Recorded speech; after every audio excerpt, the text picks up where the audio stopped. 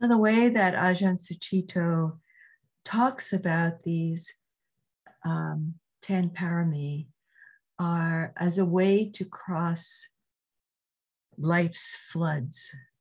So this image of crossing the floods, and we've seen flooding. It seems to be part of what's coming up, drought and floods and other climate dangers as part of the climate crisis that we're all experiencing worldwide.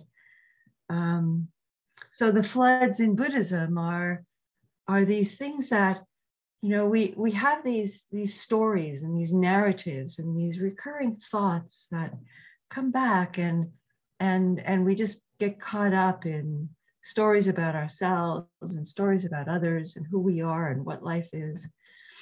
And there can be this kind of driven quality to them.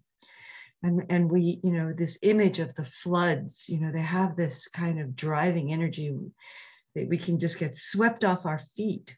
And in Buddhism, there are 4 kinds of energies that drive us in these floods.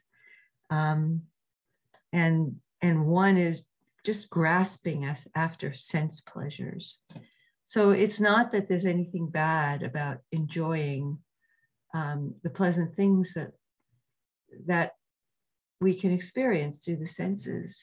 So it's not to feel guilty or to feel that everybody has to be an ascetic. That's not what the Dharma teachings are about. But it's that quality of wanting more and more, and using sense pleasures as a way of distracting ourselves from being with the wholeness of our lives, with all the joys and all the sorrows. So grasping after sense pleasures. And then the second is becoming something that I can call, this is what I am, some way in which I define myself. So whether that is, I define myself by my appearance, or by what I do, or by what I produce, or by a certain role I have as a parent, as a teacher, as a therapist, as an artist, however that may be.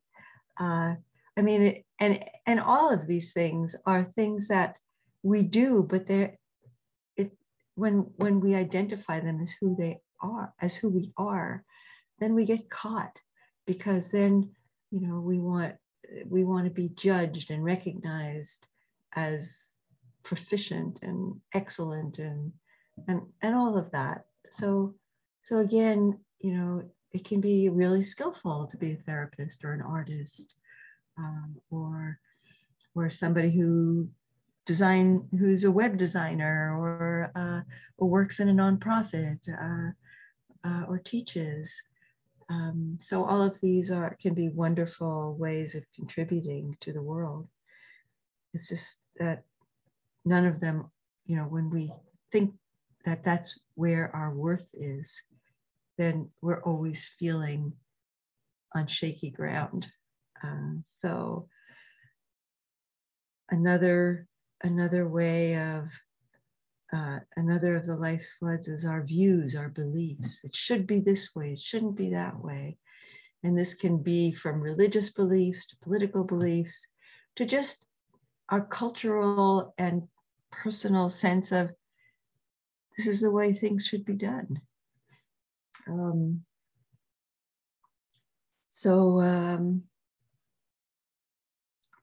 We can get caught in that, and it creates a sense of self and other, because somebody's doing something in a way that we've just haven't been exposed to, or we somehow believe that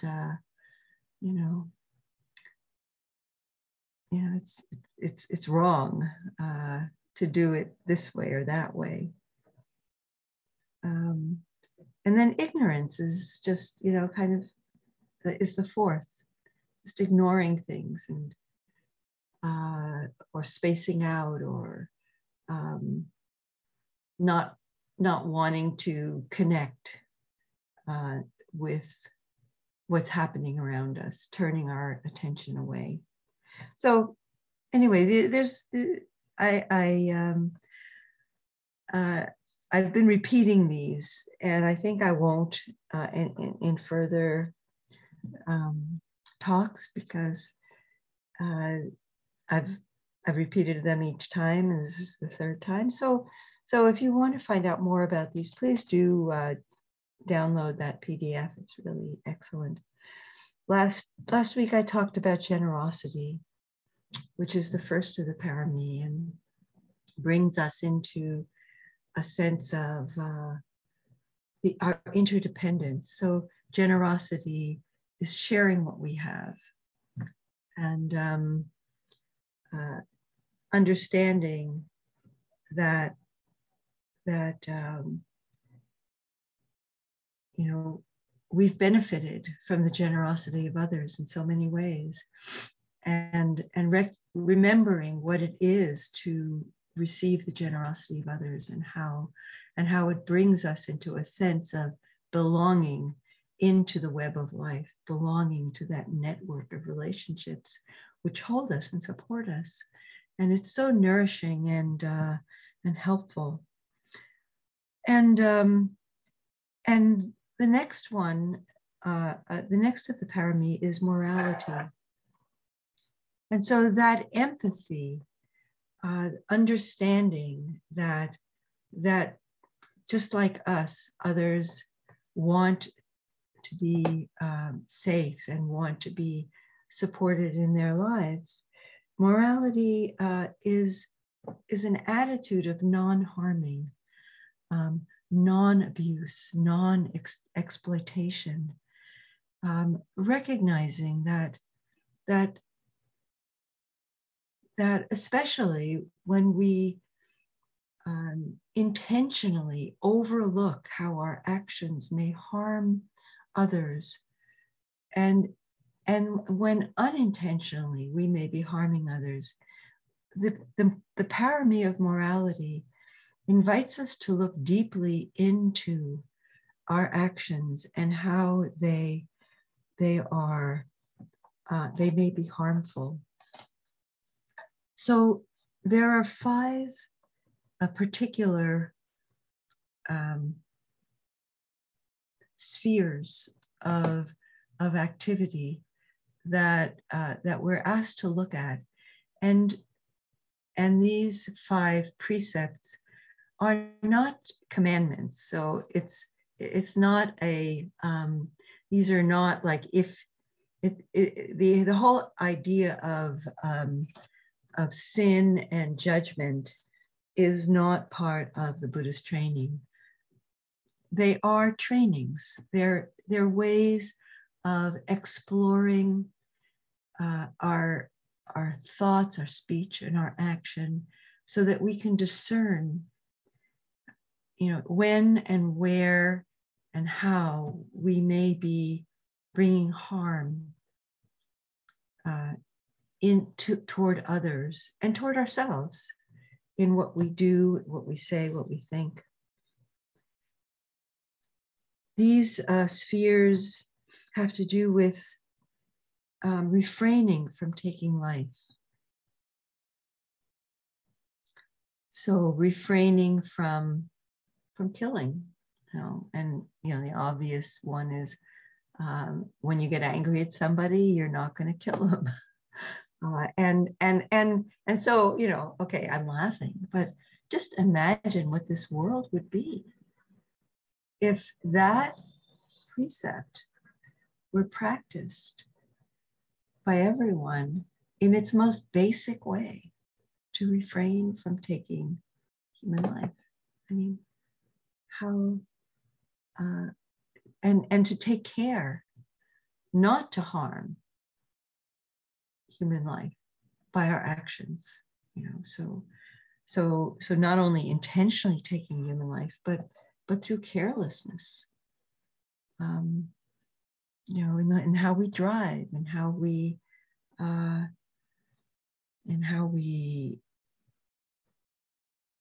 take care of our health and not spread disease. So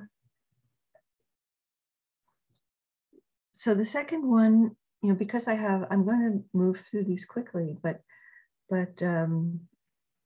because they're really short talks, but they're invitations for more reflection. The second one is not taking what is not freely offered. So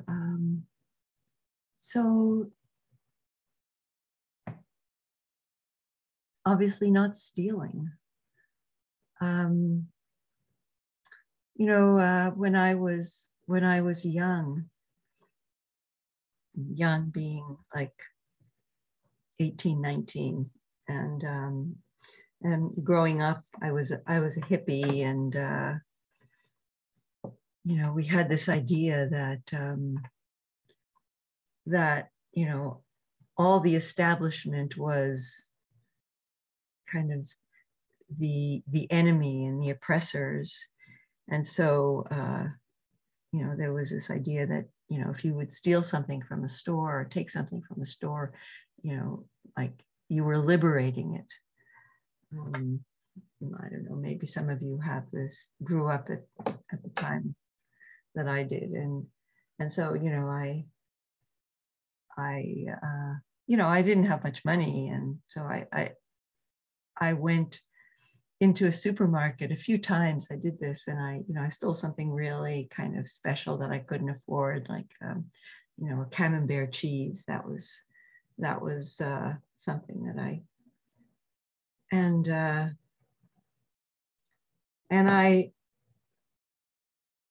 I became aware of how harmful this was to me, to do this, to steal, to take which wasn't given, and how frightened I was, and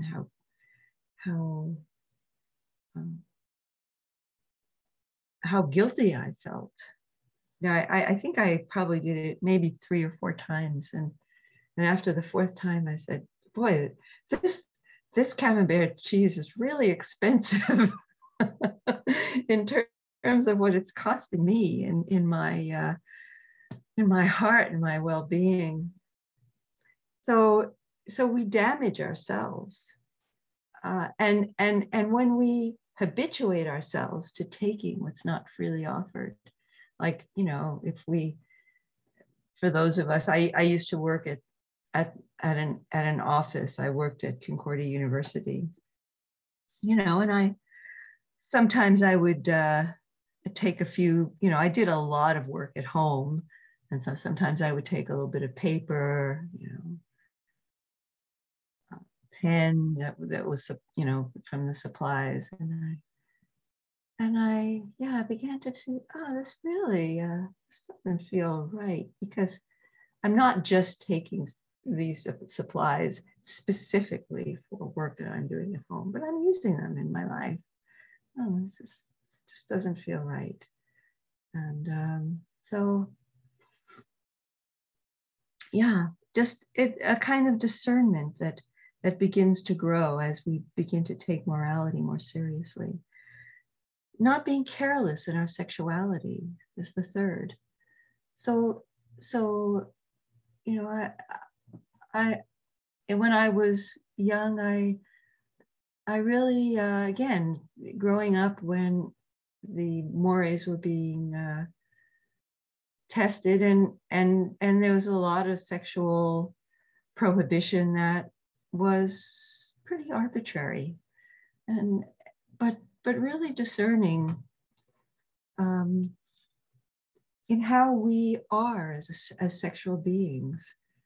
Are we bringing respect for ourselves, respect for our bodies, and respect for others into those engagements? And what does that mean? And it might mean something for one person and something very different for another. But just bringing that quality of self-respect and care and honoring the body and the goodness of the body and the goodness of our sexuality as part of our humanity. The next has to do with not lying, not saying what is untrue. And again, as a young person, as a child, I got into a lot of habits of lying because I felt that my parents were very arbitrary in what they required of me and what they were keeping me from doing. And I began to lose track of what was true and what was not true in myself, in my life. And I began to say things about what I had done, what I hadn't done, not only with my parents, but in other places as well. And at a certain point, I began to recognize that this was really ungrounding for myself. And this was even before I became a Buddhist, before I encountered Buddhism. It was, or maybe, yeah, no, it was right in the beginning of when I encountered Buddhism. And someone challenged me on something that I had said. And I realized I was getting all upset because this person had challenged me, but really it wasn't true. And so I realized I needed to ground myself in speaking the truth. And that is so important for having a sense of our own integrity. And the fifth precept is not taking substances that cause heedlessness. So again, that's a matter of discernment, because and the heedlessness has to do with, are we causing harm to ourselves or to others? And so discerning, what does cause heedlessness? What might bring us into a sense of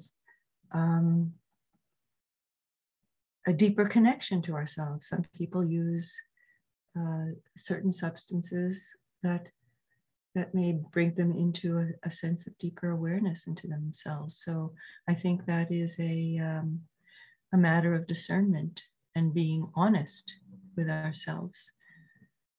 And we practice these precepts for our own welfare and the welfare of others. And each one of these are stated, in their most basic form, they're stated as a do not do something, but each one of them can also be stated as an aspiration. So not taking life, and then how are we called to protect life? How are we called to protect the environments that support life, the ecosystems that support life?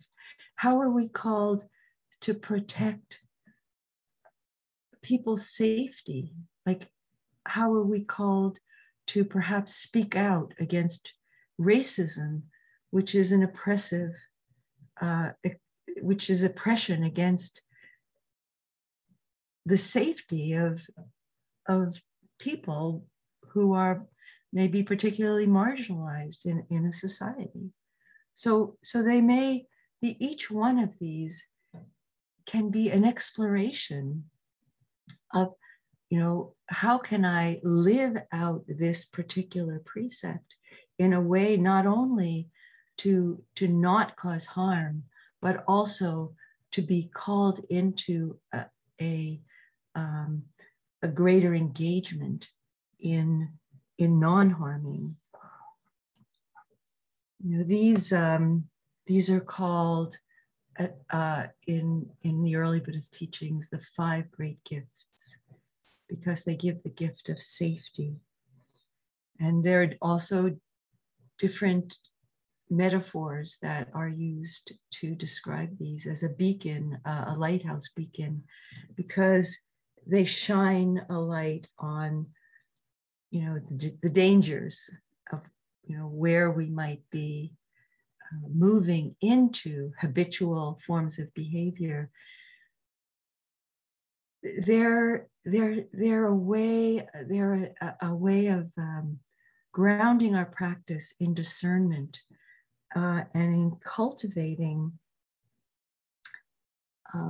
insight into the energies of the mind that drive us, so that we're not driven by greed, we're not driven by hatred. And it's not to judge ourselves, like, when we see these energies of the mind, that we should think, oh, I'm a bad person, because these are part of our conditioning. They're part of our culture. Our culture, our capitalist culture, is a very acquisitive, me first, competitive culture. We don't really learn in our culture very well how to preserve a sense of community and the collective. And, I really need to look out for my neighbor. I need to care about my neighbor. Maybe we, to a certain extent, learn, not everybody does, but maybe some of us learn that we have to be responsible for our families, and we care in our families. And that's really a good training. And these precepts asked us to take it beyond the bounds of our family and to look at other human beings, all human beings, and all life forms, and the earth, Mother Earth herself, who supports life.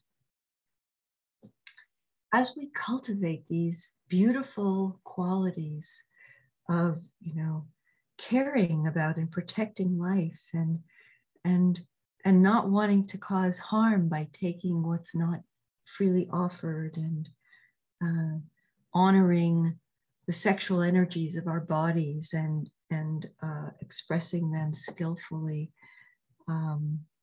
being careful with our speech, not saying what's not true, and also not being kind in our speech, not talking about people in ways that create harmful narratives about others, not perpetuating these narratives when we hear them, not, when people gossip about others, perhaps reflecting back about, I'm really not interested in hearing stories about somebody's unskillfulness, so just, gossip is so prevalent in our culture and on social media,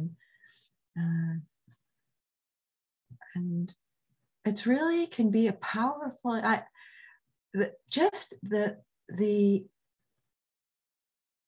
behavior, the speech, skillful speech of one person has been such, that these have been such powerful teachings to me, because when I am being unskillful, when I have been unskillful in the past, and one person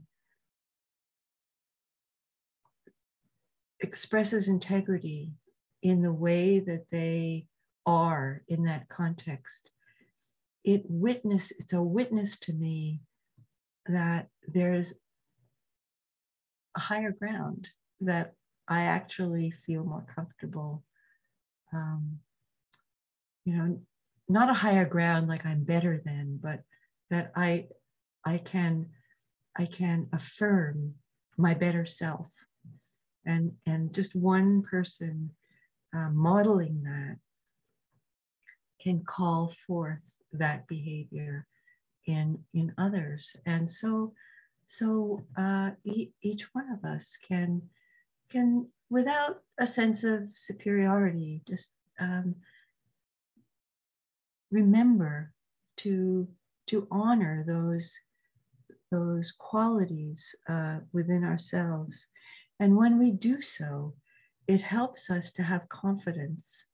It helps us to have confidence in those in our own inner goodness, that our bodies tell us, our bodies offer us this guidance, that we know when we are,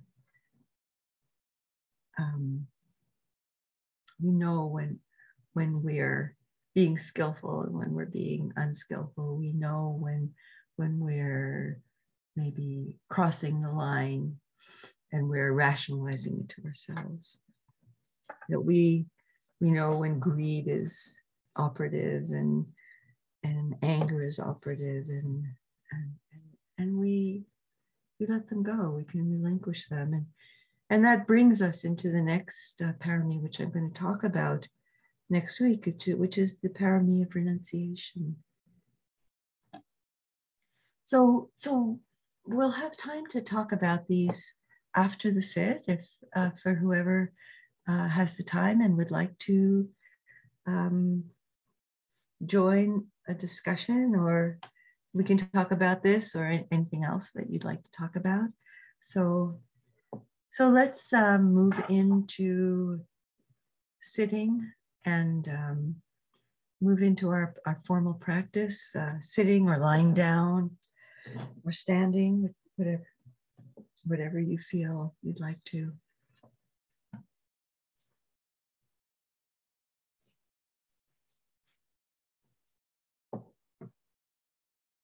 And please feel free to turn away from the camera or turn off the camera, whatever you are comfortable doing for your sitting.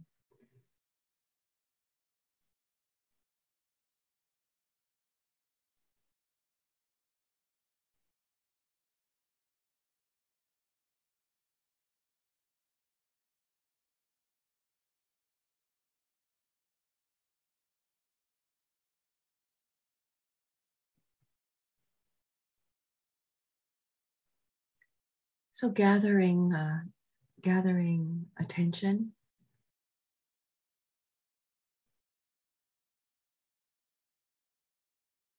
in the body.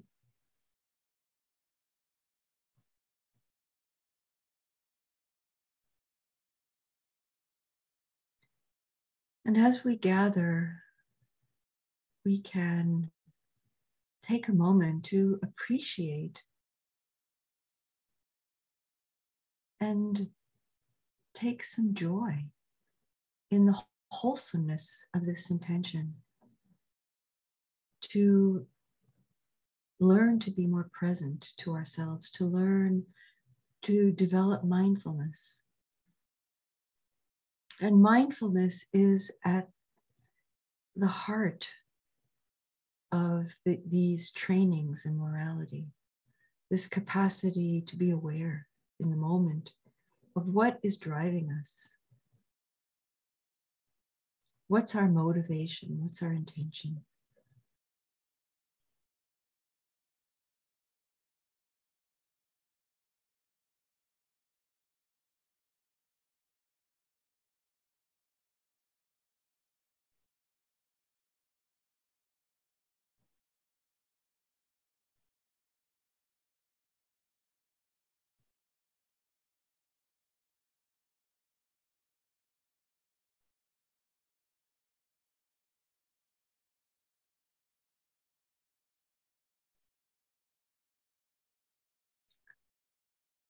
Feeling the body supported by the earth. And just that sense of being supported, the weight of the body, being supported, held by Mother Earth. That can be a place where we bring our attention as a grounding. as a way of coming home. When the mind drifts away, just feeling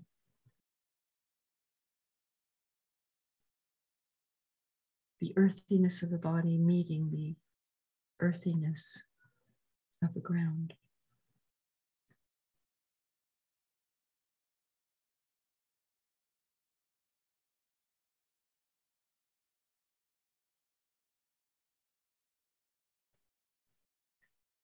Opening our attention to a sense of the whole body.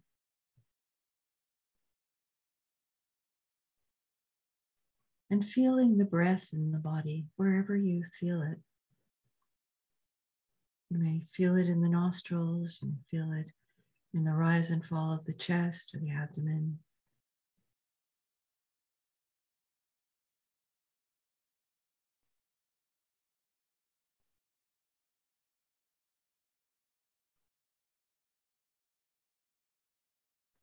And it may be helpful to bring a kind of a focus to that in a way that gathers the attention. So kind of narrowing the focus just to feel the breath in a particular place, or feeling the flow of the breath in the whole body.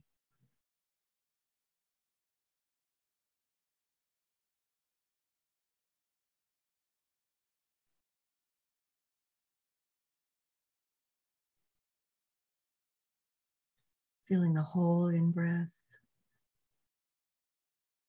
the pause at the end of the in-breath, and the whole out-breath,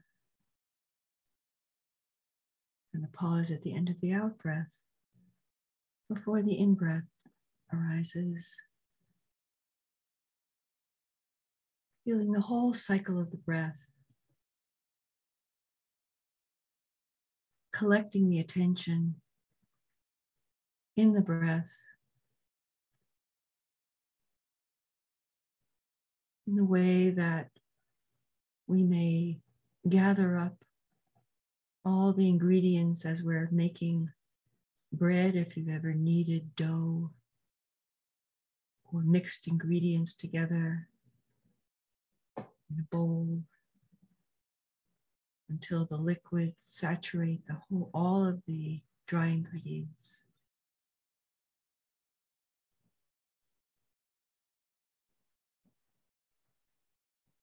And the Buddha used that as a metaphor for the way that we gather our attention and saturate the whole body with this attention.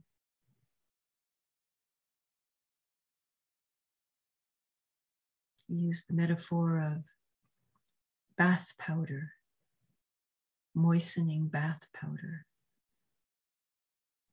into a lump.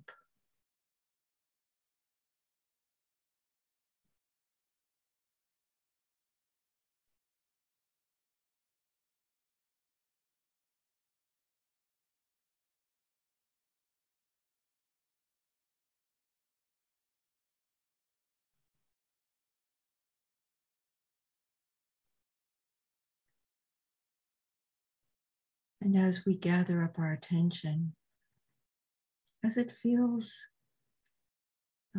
helpful and supportive to you, wherever you are in this process, an invitation to bring a sense of the whole body breathing.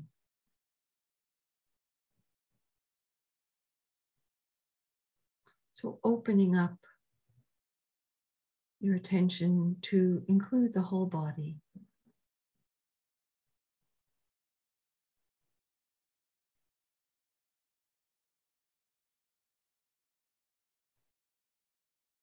Maybe the sensation of the breath is not so much in the forefront, but just a sense of the body, feeling the body, feeling the position of the body, Feeling the body as kind of an energetic field.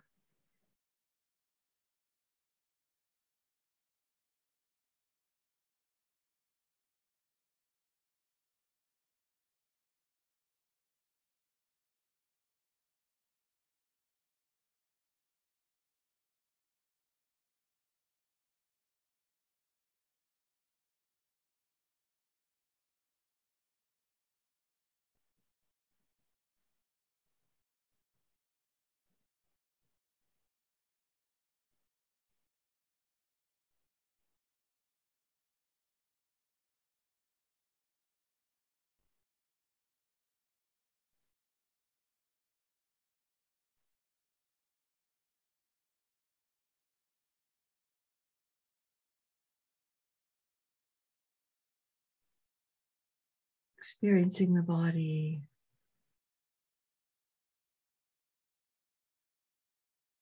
maybe having soft edges, not as having a kind of a hard boundary, but like an energetic field in with a kind of an openness to the space around this living organism, its body, heart, mind, being.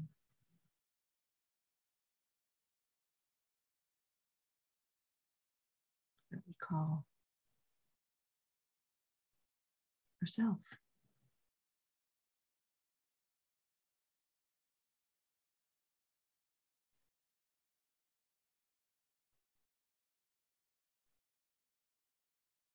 Sitting or lying or standing with a sense of presence in the body.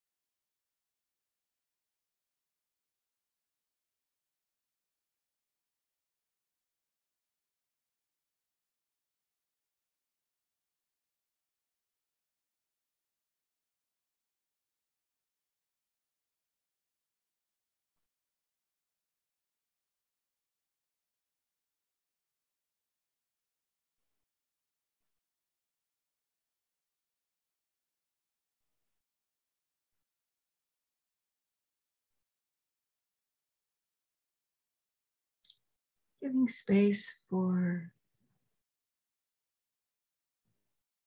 everything that's arising in the body, all the sensations, pleasant and unpleasant.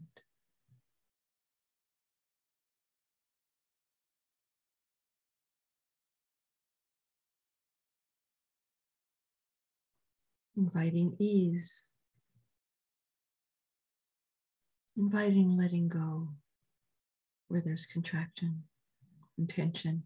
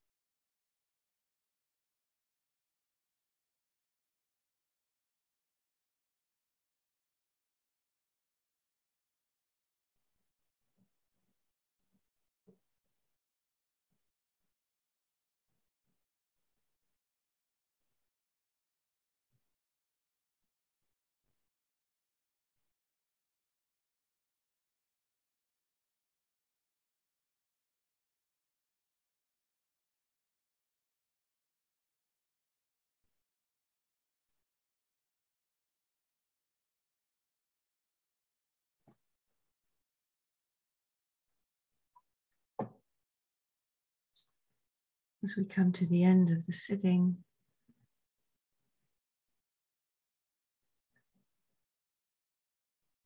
an invitation to give thanks for the goodness of our lives, for life itself,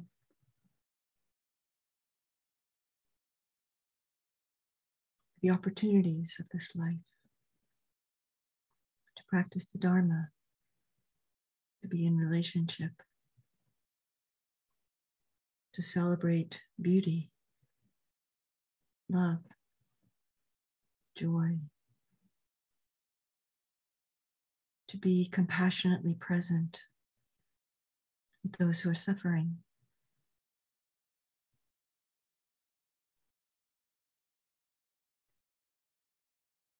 and to be in balance, understanding that we're not in control and that the joys and sorrows of this life arise from causes and conditions beyond our understanding.